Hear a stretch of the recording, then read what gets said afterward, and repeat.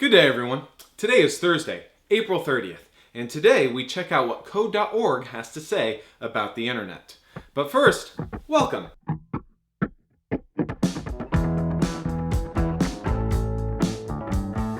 Hello, everyone. It's me, Mr. Marr, with Computer Science Virtually, coming at you live from my kitchen.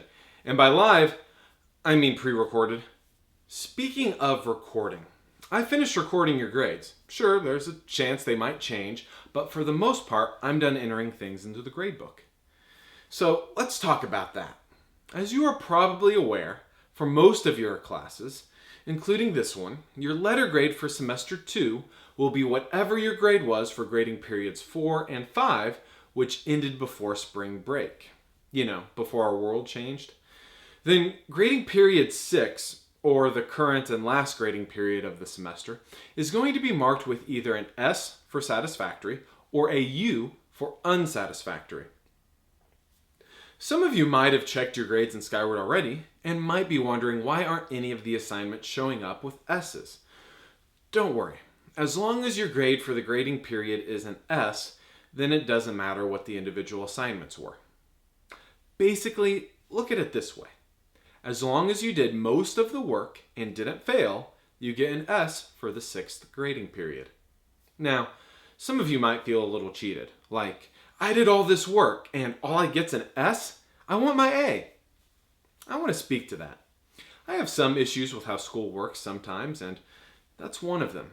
You are here for an education, not a letter. Those grades are meant to be used as tools to measure your learning. The point of school is to learn. Many things, in many ways, but it all comes down to learning. That's the end goal. Those letter grades and percentages are useful, but they are not more important than the learning. As long as you can say, I learned something about computers and programming, well, then I've done my job and you've done yours.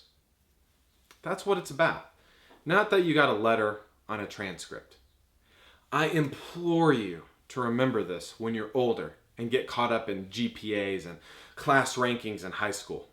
You might disagree someday, but please consider it. After all, as a great coach once said, focus on running fast and racing hard. Then the times will come. Or in this case, focus on the learning, and then you'll have good grades.